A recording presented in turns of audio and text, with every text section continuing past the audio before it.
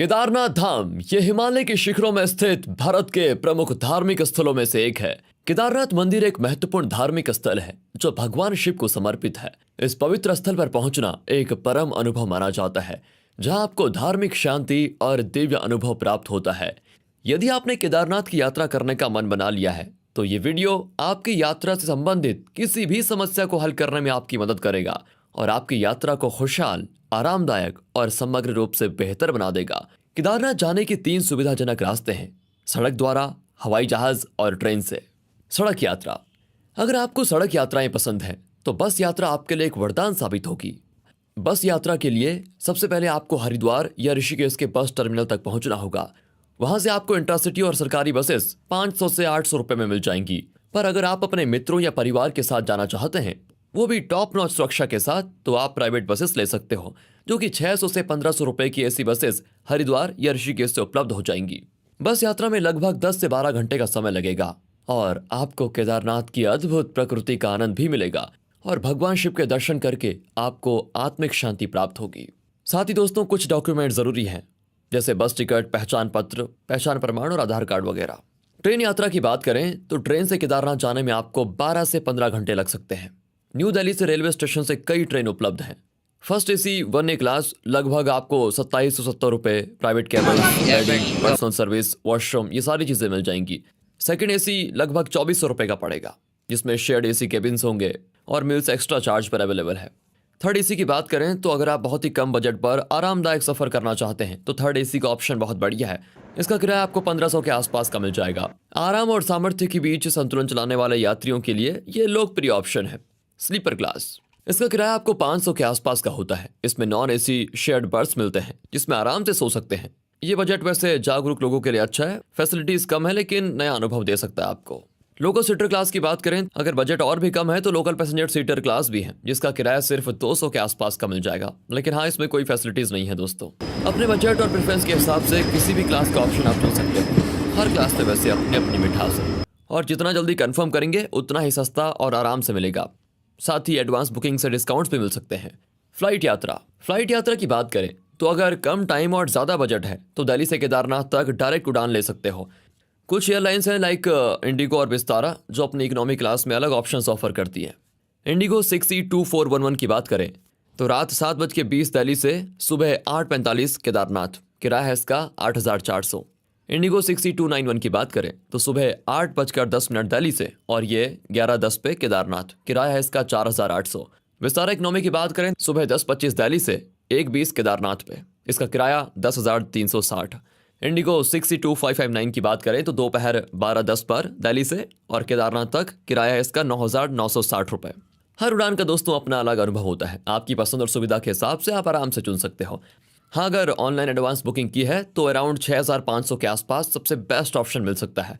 उड़ान से सबसे तेज और आराम सफर होता है, लेकिन बजट ज़्यादा खर्च करना पड़ता है। उड़ान के अलावा आप ट्रेन या बस से भी केदारनाथ जा सकते हैं। ये सफर सस्ता पर थोड़ा ज़्यादा समय लेने वाला ऑप्शन है, लेकिन हर रुकावट को पार करके आप अपनी मंजिल तक पहुंच जाएंगे। हर मोड ऑफ ट्रांसपोर्ट अपनी अपनी कहानी लेकर आता है और हर किसी का अलग मजा है दोस्तों।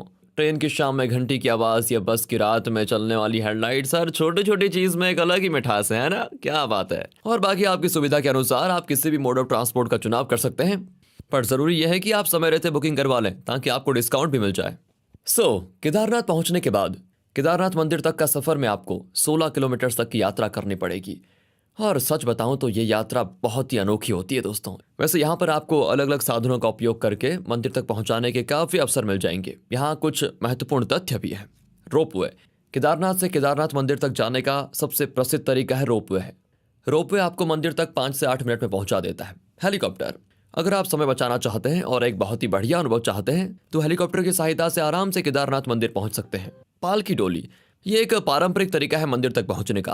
पालकी डोलकी के जरिए आपको मंदिर तक आराम से ले जाया जा सकता है, जिससे यात्रा का महत्व और आध्यात्मिकता और भी बढ़ जाती है। पहाड़ी ट्रैकिंग। यदि आप प्रकृति से प्रेम करते हैं ना तो थोड़ा सा एडवेंचर भी कर लिया करें, तो पहाड़ ट्रैकिंग का आनंद उठा सकते हैं आप आराम से। केदारनाथ से केदारनाथ मंदिर तक ट्रैकिंग करके आप अनोखी सुंदरता और शांतिपूर्ण वातावरण का अनुभव कर सकते हैं।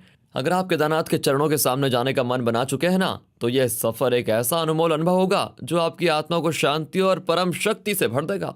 ये कुछ महत्वपूर्ण टिप्स हैं जो आपको इस यात्रा में मदद करेंगी। यहाँ पर कुछ महत्वपूर्ण जानकारियां हैं जो आपके सफर को सुविधाजनक बनाएंगी। समय रहते टिकट बुक करवा दो। केदारनाथ धाम के दर्शन के लिए टिकट को पहले से बुक करवाना होगा। जैसे जैसे तारीख नजदीक आएंगी टिकट के दाम बढ़ते जाएंगे, इसलिए पहले से बुकिंग करवाना फायदेमंद होगा। यात्रा के लिए रजिस्ट्रेशन। केदारनाथ यात्रा के लिए ऑनलाइन पोर्टल पर रजिस्ट्रेशन करवाना जरूरी है। अपने साथ आवश्यक दस्तावेज जैसे पहचान प्रमाण, यात्रा अनुमति पत्र और अन्य जरूरी दस्तावेज रख लें।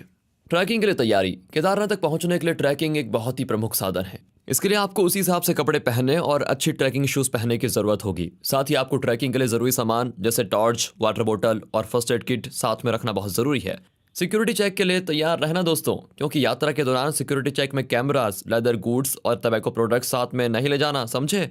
इसलिए अपने सामान को पहले चेक कर लें और मंदिर के दर्शन के लिए जो जरूरी चीजें हैं वो लेकर जाएं। हेल्थ और फिटनेस का ध्यान रखो। देखो, केदारनाथ यात्रा फिजिकली चैलेंजिंग हो सकती है, इसलिए यात्रा से पहले अपनी हेल्थ और फिटनेस पे ध्यान दें। यात्रा के दौरान आप अपने आप को हाइड्रेटेड रखें और अच्छी डाइट का सेवन करें, समझे। अब एक्सपेक्टेड खर्चों का अनुमान लगाओ। देखो, यात्रा के दौरान होने वाले खर्चों का पहले अनुमान लगाकर अपना बजट तैयार कर लें तो अच्छा होगा। इसमें एकोमोडेशन, फूड और ट्रांसपोर्टेशन का खर्चा शामिल होगा। वहाँ जाने से पहले लोकल मौसम और वहाँ के हालात की जानकारी प्राप्त कर लें।